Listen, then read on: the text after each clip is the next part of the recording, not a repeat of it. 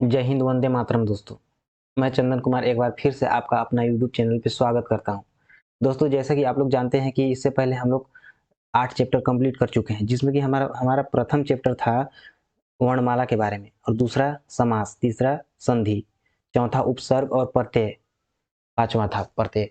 इसके बाद हमारा छठवां जो था शब्द विचार के बारे में। शब्द विचार के भी 4 प्रकार होते थे, जिसमें कि हम लोग पढ़ रहे थे रूप परिवर्तन के आधार पर। और रूप परिवर्तन के आधार पर 2 प्रकार होते हैं, जिसमें कि विकारी और अविकारी आता है। तो विकारी में जो हम लोग पढ़ रहे थे उसमें कितने प्रकार आ रहे थे? 4 प्रकार आ रहे थे। विकारी में कितने प्रकार आ रहे थे? 4 प्रकार, जिसमें कि हमारा क्या था? संज्ञा था, संज्ञा, सर्वनाम, सर्वनाम। प्लीज आप लोग लिखावट पे ध्यान मत दीजिएगा, बस मेरे मैं जो बोल रहा हूँ उस पर ध्यान दीजिएगा। फिर क्या था? विशेषण, विकारी में जो आते हैं विशेषण,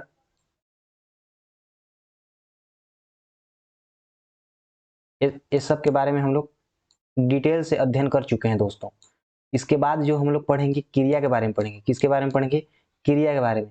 क्रिया क्या होती है, इसके कितने प्रकार होते हैं, और एग्जाम में क्या क्या पूछा जा सकता है, क्या इंपॉर्टेंट है, इसके बारे में हम लोग अच्छे से अध्ययन करेंगे दोस्तों। तो चलिए स्टार्ट करते हैं। दोस्तों, अगर आप हमारे चैनल पर नए हैं तो प्लीज चैनल को लाइक और सब्सक्राइब कीजिएगा, इतना तो बनता है ना। तो चलिए स्टार्ट करते हैं। क्रिया क्या होता है? तो क्रिया का परिभाषा हम लोग देखेंगे। किसी कार्य के करने या होने का बोध कराने वाले शब्द क्रिया कहलाते हैं। किसी कार्य के करने या होने का बोध कराने वाले शब्द क्या कहलाते हैं? क्रिया कहलाते हैं। अर्थात संस्कृत के मूल धातु के साथ ना प्रत्यय का प्रयोग करने से क्रिया का निर्माण होता है। तो किसी कार्य के करने या होने का बोध कराने वाले शब्द क्रिया कहलाते हैं। जैसे कि यहाँ पे पढ़ हमारा क्या है? संस्कृत का मूल धातु कहने का मतलब क्या है? मूल धातु हमारा पढ़ है। इससे पहले हम लोग किस में पढ़ चुके हैं? हम लोग प्रत्यय में पढ़ चुके हैं, जैसे कि ना लगाकर, है ना। तो यहाँ पे मूल धातु क्या है? पढ़, और इसमें अगर ना लगा देंगे तो क्या बन जाएगा हमारा? पढ़ना, है ना। क्या बन जाएगा? पढ़ना। ये सब क्या है? क्रिया है। लिखना क्या है? क्रिया है। हंसना क्या है? क्रिया है। तो क्रिया का परिभाषा देख लिए, और क्रिया के बारे में लगभग लगभग आप थोड़ा समझ गए होंगे कि क्रिया किसे कहते हैं। तो पढ़ना, लिखना, हंसना, ये सब क्या है? एक प्रकार का क्रिया है। तो क्रिया में भी कुछ प्रकार होते होंगे। तो क्रिया को 3 भागों में बांटा गया है। कितने भागों में? 3 भागों में। कर्म के आधार पर क्रिया या जाति के आधार पर क्रिया, इसी को बोलते हैं। प्रयोग या रचना के आधार पर क्रिया, और तीसरा होता है काल के आधार पर क्रिया। तो कर्म के आधार पर क्रिया क्या होती है? 2 प्रकार होती है, अकर्मक क्रिया और सकर्मक क्रिया। सकर्मक क्रिया के भी 2 प्रकार होते हैं, एक कर्मक क्रिया और द्विकर्मक क्रिया या बहुकर्मक क्रिया। और प्रयोग या रचना के आधार पर क्रिया कितने प्रकार की होती है? 8 प्रकार की होती है। सामान्य क्रिया, संयुक्त क्रिया, पूर्वकालिक क्रिया, प्रेरणार्थक क्रिया, नाम धातु क्रिया, कृदंत क्रिया, सजातीय क्रिया, सहायक क्रिया। और काल के आधार पर क्रिया कितने प्रकार की होती है? 3 प्रकार की, भूतकालिक क्रिया, वर्तमानकालिक क्रिया, भविष्यकालिक क्रिया। दोस्तों, इसके बारे में हम लोग अच्छे से अध्ययन करेंगे। तो चलिए स्टार्ट करते हैं। हमारा पहला प्रकार क्या है? कर्म के आधार पर क्रिया या जाति के आधार पर क्रिया। तो कर्म या जाति के आधार पर क्रिया कितने प्रकार के होते हैं? 2 प्रकार के, अकर्मक और सकर्मक। तो सबसे पहले हम लोग किसको देखते हैं? कर्म के आधार पर क्रिया। तो कर्म के आधार पर क्रिया सबसे पहला क्या है? अकर्मक क्रिया। तो अकर्मक क्रिया कहने का मतलब समझ में आ रहा होगी, जब किसी वाक्य में प्रयुक्त क्रिया बिना कर्म के प्रयुक्त होकर भी पूरे अर्थ का बोध कराए, वहां क्या होता है? अकर्मक क्रिया होता है। मतलब कि कर्म इसमें उपस्थित ही नहीं होगा, है ना। इसमें कर्म उपस्थित नहीं होगा, उसको क्या बोलेंगे? अकर्मक क्रिया बोलेंगे, है ना। इसमें क्या होगा? केवल कर्ता और क्रिया होगा, कर्ता और क्रिया होगा। जैसे कि यहाँ पे एग्जाम्पल में दिया गया है, मोहन रोता है। मोहन रोता है। तो मोहन क्या है? एक प्रकार का कर्ता है। क्या है? कर्ता है। और रोना क्या है? एक प्रकार का क्रिया है। रोता यहाँ पे दिया गया है ना, रोता क्या है? क्रिया है। तो यहाँ पे कर्म नहीं दिया गया है। यहाँ पे कर्म नहीं दिया गया है, तो यहाँ पे क्या होगा? अकर्मक क्रिया में आएगा। अगर यहाँ पे कर्म दिया रहता तो ये किस में आता? सकर्मक क्रिया में। जैसे लड़का हंसता है, चिड़िया आकाश में उड़ती है। तो चिड़िया आकाश यहाँ पे कर्म नहीं है। आकाश को कर्म मत मानिएगा। जहां पे स्थान होगा ना, वहां पे कर्म नहीं होगा। वहां पे क्या नहीं होगा? कर्म नहीं होगा। जैसे कि एक प्रकार का इस आकाश क्या है? चिड़िया के लिए स्थान है जहां पे वो उड़ रही है ना। तो यहाँ पे क्या होगा? चिड़िया क्या है? करता है, और उड़ना क्या है? एक प्रकार का क्रिया है, और चिड़िया क्या है? करता है। तो इस प्रकार से हमारा किस में आएगा? अकर्मक क्रिया में। वायुयान आकाश में उड़ता है, तो वायुयान जो आकाश में उड़ रहा है वो क्या है, स्थान है, न कि एक कर्म है ना। वायुयान क्या है, करता है, और उड़ना क्या है, एक प्रकार का क्रिया है, उड़ता है। तो एक इसमें आएगा अकर्मक क्रिया में, तो इसको भी आप लोग ध्यान दीजिएगा अच्छे से। निहारिका पढ़ती है, तो निहारिका क्या करती है, पढ़ती है, तो निहारिका क्या है, यहाँ पे करता है, और पढ़ती है क्या है, क्रिया है, पढ़ती क्या है, क्रिया है। ये जो है, था, थी, ये सब किस में आते हैं, सहायक क्रिया में आते हैं, तो इसको भी आगे मैं बताऊंगा। तो इसमें क्या है, इस यहाँ पे नोट दिया गया है, जैसे कि इसमें कौन पढ़ती है, निहारिका। क्या पढ़ती है, पता नहीं। क्या पढ़ती है, पता नहीं है। तो क्या के द्वारा अगर प्रश्न किया जाता है, और क्या के द्वारा प्रश्न जब किया जाता है, अगर कर्ता का अर्थ मिले, जैसे कि अगर क्या का उत्तर मिल जाए तो वो सकर्मक क्रिया में आएगा। अगर क्या का उत्तर नहीं मिलता है तब ये किस में आएगा, अकर्मक क्रिया में आएगा। जैसे कि यहाँ पे दिया गया है, क्या का उत्तर अगर नहीं आ रहा है तब यह किस में आएगा, अकर्मक में। जैसे कि क्या पढ़ती है, पता नहीं। जैसे कि इसमें कौन पढ़ती है, निहारिका पढ़ती है, क्या पढ़ती है, पता नहीं, तो उसका उत्तर नहीं मिल रहा है, तो क्या के द्वारा आप प्रश्न करके देखेंगे। अगर उत्तर मिल जा रहा है, पुस्तक अगर यहाँ पे लिखा होता तो यहाँ पे कर्म आ जाता, निहारिका पुस्तक पढ़ती है, तो किस में आता है, सकर्मक में। तो इस प्रकार से इसमें पुस्तक नहीं दिया गया है, तो क्या होगा, ये अकर्मक क्रिया में आएगा। राम जयपुर जाता है, कौन जाता है, राम। क्या जाता है, जयपुर। तो क्या जाता है, जयपुर जाता है। क्या जाता है, जयपुर। तो इस सेंटेंस नहीं बैठ पा रहा है, यहाँ पे क्या जाता है, जयपुर, ऐसे नहीं आएगा, है ना। तो इसमें भी जयपुर क्या है, स्थान है, राम करता है, जाता है, क्रिया है ना। तो इसमें क्या आएगा, अकर्मक क्रिया आएगा, न कि सकर्मक क्रिया, क्योंकि यहाँ पे जयपुर स्थान दिया गया। तो जहां पे स्थान होगा वहां पे अकर्मक क्रिया ही होगा, न कि वो कर्म होगा। तो अगर कर्म रहेगा तब सकर्मक क्रिया होगा। जैसे कि मुकेश खेत में जाता है, तो खेत भी एक प्रकार का स्थान है, तो ये किसमें आएगा, अकर्मक क्रिया में। पेड़ से पत्ता गिरता है, तो पेड़ क्या है, साधन है, क्रिया क्या है, यहाँ पे गिरता है। तो इस प्रकार से हमारा ये भी पेड़ से पत्ता गिरता है, किसमें आएगा, अकर्मक क्रिया में। तो सकर्मक क्रिया किसे कहते हैं, जहां पे कर्म उपस्थित होता होगा वहां पे सकर्मक क्रिया है। जब किसी वाक्य में प्रयुक्त क्रिया कर्म के सहित हो, अर्थात किसी वाक्य में कर्ता, क्रिया और कर्म तीनों पाया जाता है, वहां पे क्या होता है, सकर्मक क्रिया होता है। जैसे कि निहारिका पुस्तक पढ़ती है, तो निहारिका क्या है, करता है, पुस्तक क्या है, कर्म है, पढ़ती है क्या है, क्रिया है। तो जैसे कौन पढ़ती है, निहारिका। क्या पढ़ती है, पुस्तक। तो यहाँ पे उत्तर मिल रहा है ना, इसमें क्या और कौन उत्तर मिल रहा है, अलग अलग आ रहा है, मतलब यहाँ पे सकर्मक क्रिया है। यहाँ पे नोट भी दिया गया है, जैसे कि मैं लिखा हूँ। इसी प्रकार से विजय खाना पकाता है, विजय खाना पकाता है, कौन पकाता है, विजय। क्या पकाता है, खाना। तो यहाँ क्या है, पकाता क्या है, क्रिया है, और खाना क्या है, एक प्रकार का कर्म है, और विजय क्या है, करता है। तो यहाँ पे तीनों आ रहे हैं, मतलब कि जहां कर्म होगा वहां पे हमारा क्या होगा, सकर्मक क्रिया होगा। विकास गाय चराता है, बच्चे फुटबॉल खेलते हैं, ये भी सब किसमें आएंगे, हमारा सकर्मक क्रिया में आएंगे। अकर्मक और सकर्मक क्रिया की पहचान यहाँ पे, जैसे कि मैं नोट के द्वारा लिखा था, क्या के द्वारा प्रश्न किया जाता है, किसके द्वारा, क्या के द्वारा प्रश्न किया जाता है। अकर्मक और सकर्मक की पहचान के लिए क्या के द्वारा प्रश्न किया जाता है। यदि क्या का उत्तर मिले लेकिन कर्ता को छोड़कर मिले, तो वहां पे क्रिया क्या होगी, सकर्मक। अगर वहां पे जैसे मिल रहा था ना, निहारिका पुस्तक पढ़ती है, तो क्या पढ़ती है, पुस्तक, तो वहां पे उत्तर मिल रहा था, मतलब कि क्या होगा, सकर्मक। निहारिका पढ़ती है, क्या का उत्तर नहीं मिल रहा था, क्या पढ़ती है, तो वहां पे क्या हो जाएगा, अकर्मक, है ना। तो यहाँ पर भी एग्जाम्पल दिया गया है, विजय तेज तेज सो रहा है, तो जैसे कि यहाँ पे क्या होगा, अकर्मक क्रिया। तेज तेज क्या है, यहाँ पे क्रिया विशेषता बता रहा है, मतलब यहाँ क्रिया विशेषण है, तो क्रिया विशेषण भी जहां होगा वहां पे कर्म नहीं होगा, तो ये भी किसमें आ रहा है, हमारा अकर्मक क्रिया में आएगा। जैसे बच्चा घर के भीतर सो रहा है, तो घर के भीतर भी एक प्रकार का स्थान है, ये कर्म नहीं है, तो ये भी अकर्मक क्रिया में आएगा। किसान पेड़ के नीचे सो रहा है, तो पेड़ के नीचे क्या है, पेड़ क्या है, एक प्रकार का साधन है, न कि कर्म है, तो ये भी किसमें आएगा, हमारा अकर्मक क्रिया में आएगा। वह पैदल जा रहा है, तो वह पैदल जा रहा है, तो वह क्या है, करता है, और जा रहा है क्रिया है ना, और पैदल क्या है, प्रकार का साधन है, तो ये भी क्या आएगा, अकर्मक क्रिया में आएगा।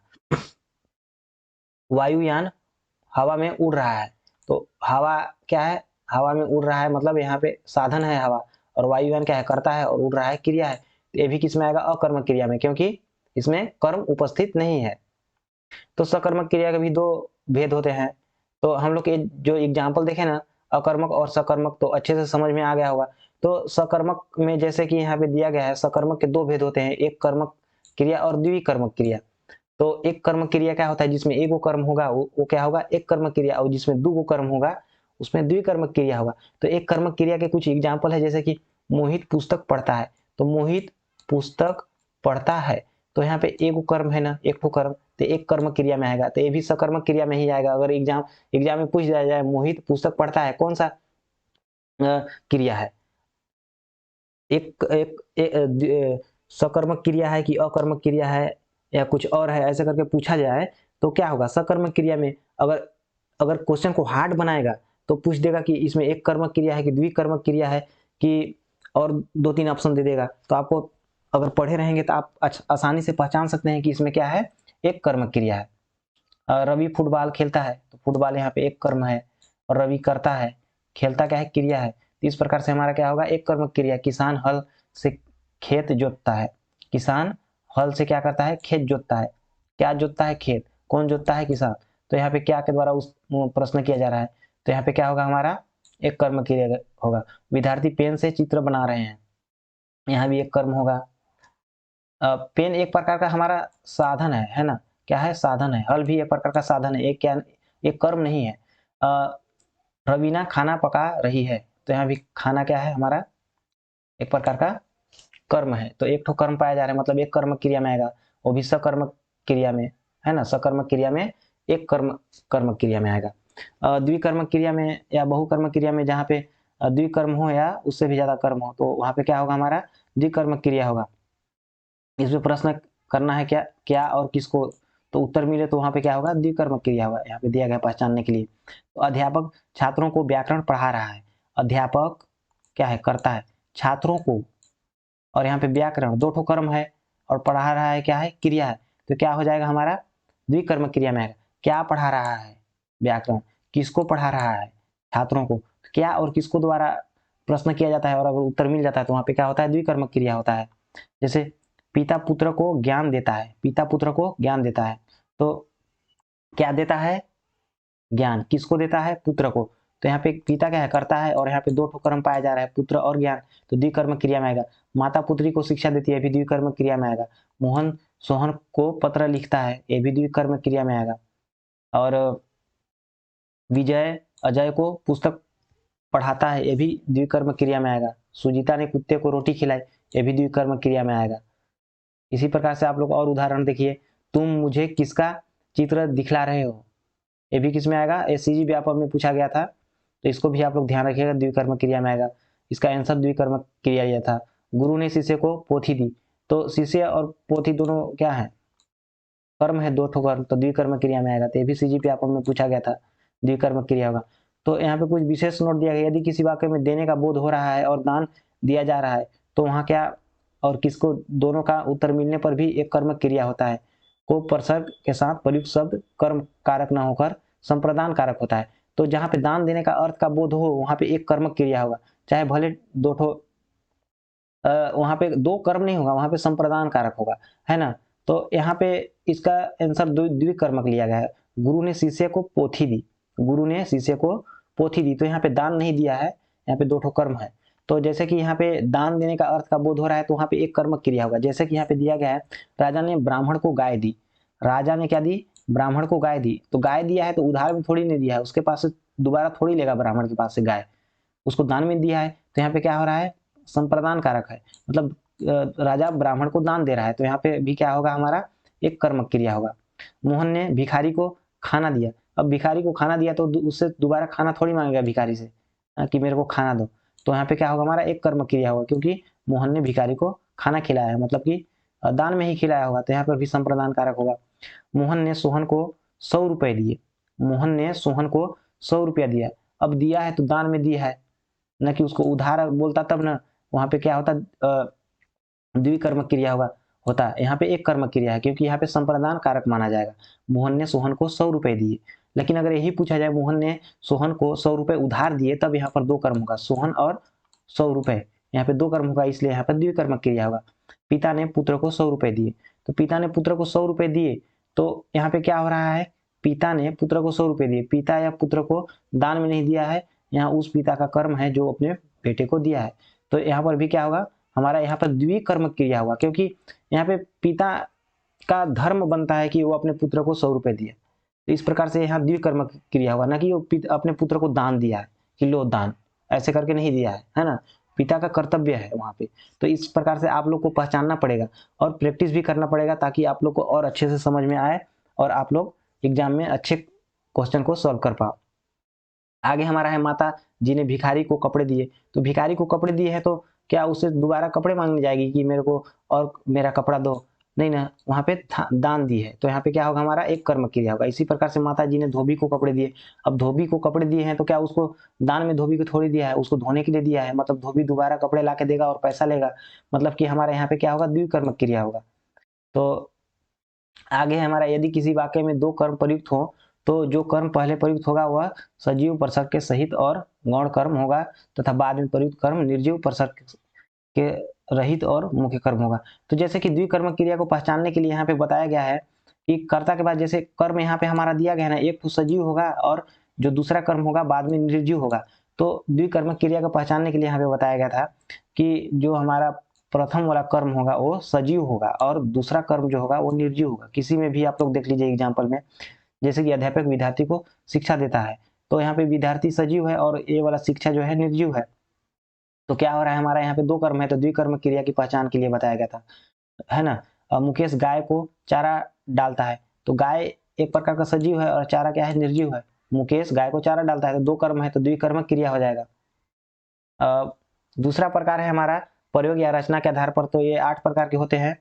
बहुत सारे बुकों में और भी प्रकार दिया गया है लेकिन हम लोग 8 प्रकार पढ़ेंगे, ठीक ना।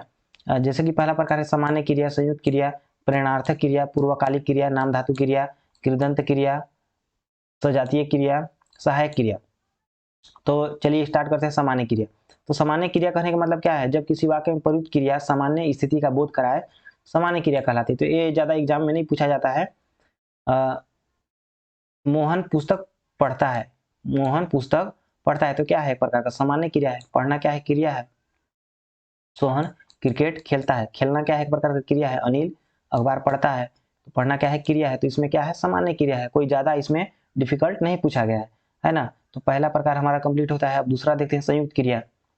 संयुक्त क्रिया में क्या है, जो जहाँ पे क्या होता है, जब किसी वाक्य में दो भिन्नार्थक क्रियाएं प्रयुक्त हो तो उसे संयुक्त क्रिया कहते हैं। जहाँ पे जब किसी वाक्य में दो भिन्नार्थक क्रियाएं, मतलब दो अलग अलग तरह की क्रियाएं एक में समेट लिया जाए, एक में क्या होता है, समेट लिया जाता है उसको, तो क्या होता है, वो संयुक्त क्रिया होता है। जैसे रवि ने पुस्तक पढ़ ली है, तो यहाँ पे मैं नोट करके रखा हूं, जैसे अगर हम इसमें बनाए कि रवि ने पुस्तक पढ़ा है, क्या किया है, पढ़ा है, और रवि ने पुस्तक ली है, तो यहाँ पे दोनों के एक में मिला के यहाँ पे क्या कर दिया गया, संयुक्त रूप से कर दिया गया। जैसे पढ़ और ली, रवि ने पुस्तक पढ़ा है और रवि ने पुस्तक लिया है, तो दोनों को आपस में संयुक्त रूप से बना दिया गया, तो क्या हो जाएगा, हमारा संयुक्त क्रिया में आएगा। इसी प्रकार से कृष्ण ने राधा को देख लिया, कृष्ण ने राधा को लाया और कृष्ण ने राधा को देखा, तो ये दोनों प्रकार के अलग अलग अर्थ का प्रकट कर रहे हैं और इन दोनों को मिलाकर लिख दिया गया है, तो क्या होगा, कृष्ण ने राधा को देख लिया है।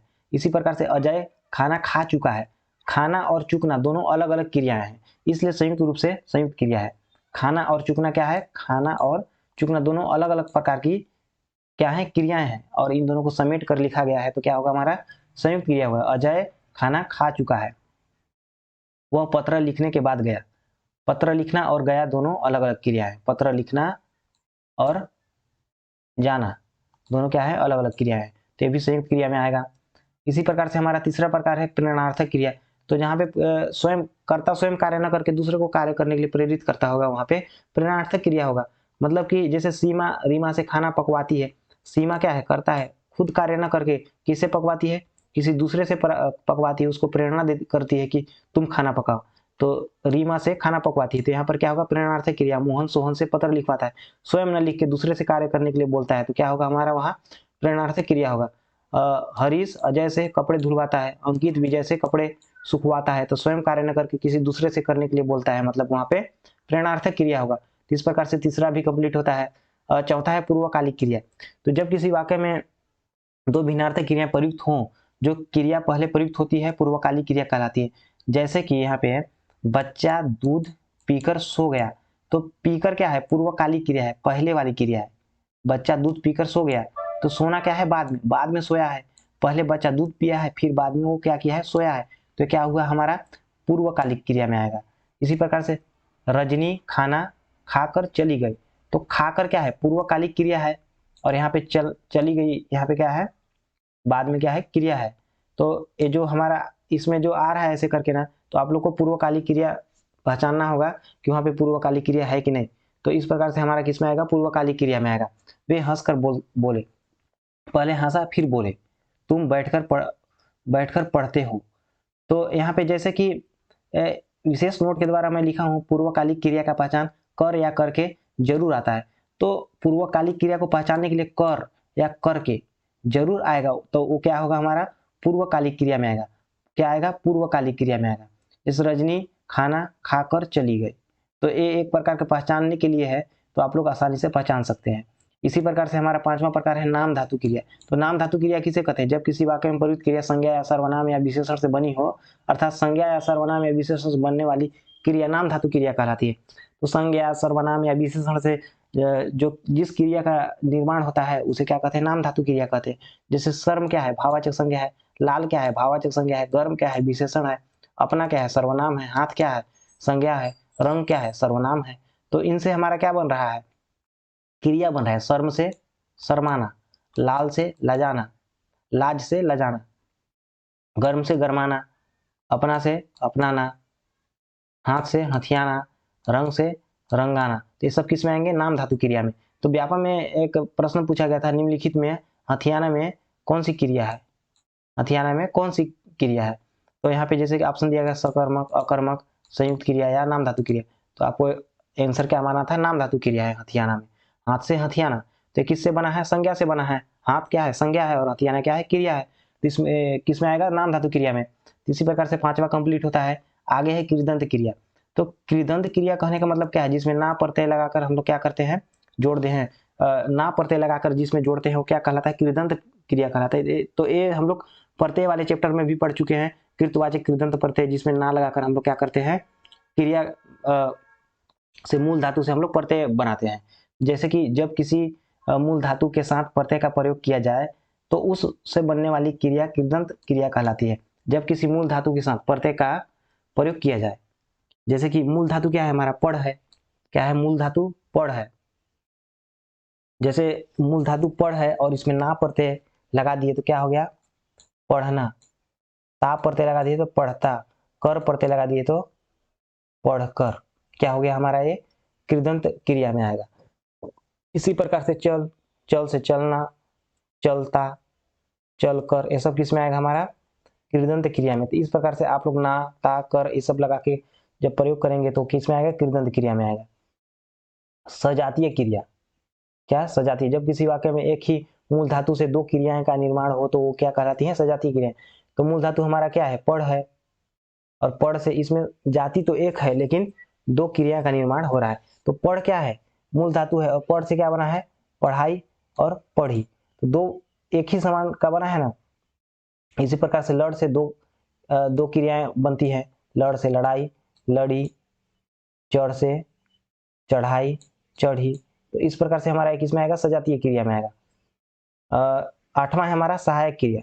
क्या है, सहायक क्रिया। तो सहायक क्रिया जो होते हैं ना, मैं आप लोग को सिंपल सा बता दे रहा हूँ। सहायक क्रिया ये सब क्या है, थी, मैं पहले भी बता चुका था, ली, है, था, थी, ये सब किस को क्या चीज है, ये सहायक क्रिया है, जो कि क्रिया की सहायता करते हैं। अगर ये नहीं रहेंगे ना तो पूर्ण रूप से वाक्य पूरा नहीं हो पाएगा। जैसे रोगी ने दवा पी है, तो क्या कर रहे हैं, क्रिया की एक प्रकार से सहायता कर रहे हैं, इसलिए है क्या कहलाएगा, सहायक क्रिया कहलाएगा। जैसे कि यहाँ पे परिभाषा भी दिया गया है, जब किसी वाक्य में मुख्य क्रिया की सहायता के लिए अन्य क्रिया प्रयुक्त हो तो उसे क्या कहते हैं, सहायक क्रिया कहते हैं।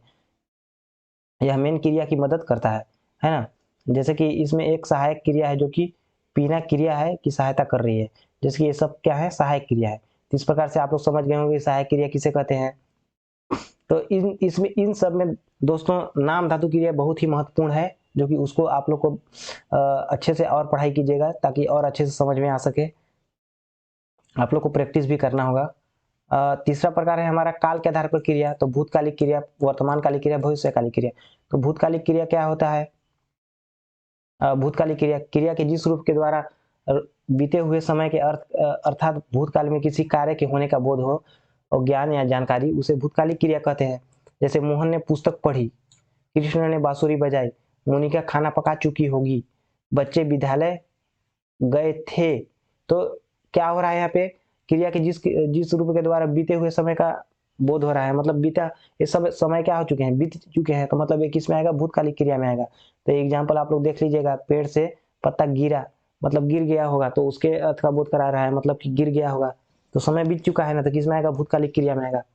इसी प्रकार से वर्तमान कालिक क्रिया, क्रिया के जिस रूप के द्वारा समय में किसी कार्य के होने का बोध हो, जारी समय मतलब कि तत्काल जारी समय में होने का बोध हो, क्या कहलाती है, वर्तमान कालिक क्रिया कहलाती है। जैसे कृष्ण बांसुरी बजाते हैं, राधा गाना गाती है, ग्वाले गाय चराते हैं, बच्चे क्रिकेट खेल रहे हैं। तो क्या चीज का बोध कर रहे हैं, वर्तमान कालिक क्रिया का बोध करा रहे हैं। तो किसमें आएंगे, हमारे वर्तमान कालिक क्रिया में।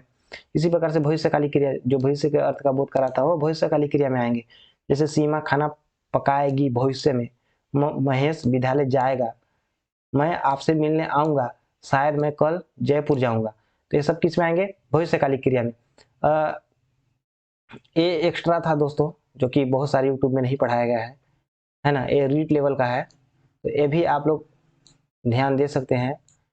तो हमारा जो मेन होता है सकर्मक अकर्मक क्रिया होता है, जो कि व्यापक एग्जामों में बहुत ही महत्वपूर्ण है, और नाम धातु क्रिया होता है, जो कि वो भी बहुत महत्वपूर्ण है। तो ये सबको आप लोग अच्छे से ध्यान दीजिएगा, और एक आध दो बार और रिवीजन करते रहिएगा वीडियो को देखकर, तो और अच्छे से समझ में आएगा। इसके बाद सही विकल्प आप लोग क्वेश्चन प्रैक्टिस कीजिएगा, 50 क्वेश्चन, 40 क्वेश्चन, 30 क्वेश्चन जो भी हो सके, तो आप लोग का रिवाइज हो जाएगा और तैयारी भी अच्छे से होगा। तो ठीक है, मिलते हैं अगले वीडियो में। धन्यवाद।